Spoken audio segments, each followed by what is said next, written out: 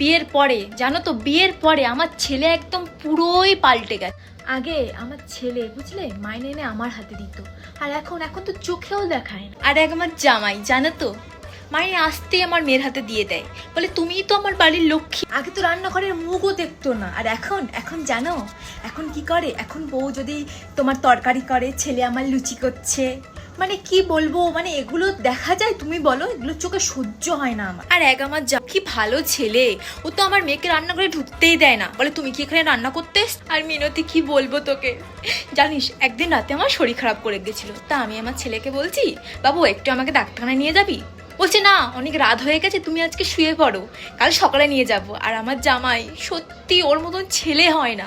আমি রাত্রিবেলা ফোন করেছি, রাত 1টার সময় ও গাড়ি নিয়ে চলে এসে বলছে চলো মা ডাক্তারখানায় চলো। আমার জামাই একটা সোনার টুকরো ছেলে, মানে আমি অনেক ভাগ্য করে এরম একটা জামাই পেয়েছি।